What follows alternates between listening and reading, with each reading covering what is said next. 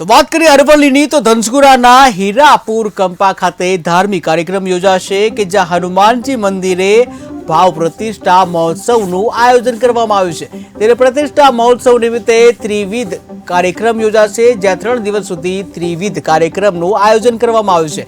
ત્યારે પ્રથમ દિવસે વડીલ વંદના સાથે કાર્યક્રમની શરૂઆત કરવામાં આવશે। તો વાત કરીએ ડભોઈની તો ડભોઈના થુવાવીથી બોરબાર જવાના માર્ગ ઉપર આવેલા નાળા ઉપર છેલ્લા 1 સપ્તાહથી ઉપરાંતના જે સમયથી જે 2 ફૂટ ઊંડો ભૂવો પડ્યો છે।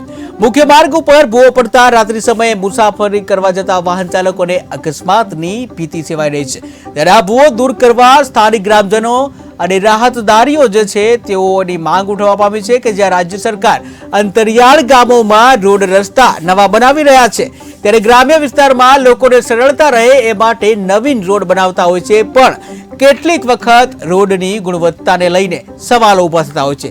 ત્યારે નાળા ઉપર જે છેલ્લા સપ્તાહથી 2 ફૂટ ઊંડો ભૂવો પડ્યો હોય અને જેના કારણે રાત્રિ મુસાફરી કરતા રાહદારીઓને અકસ્માતની ભીતિ સેવાઈ રહી છે। ત્યારે તંત્રની ગંભીર નિષ્કાળજી સામે આવતા રાહદારીઓમાં ભારે રોષ જોવા મળી રહ્યો છે, જ્યાં વહેલી તકે આ ભૂવો દૂર કરવામાં આવે તેવી રાહદારીઓની વ્યાપક માંગ ઉઠવા પામી છે।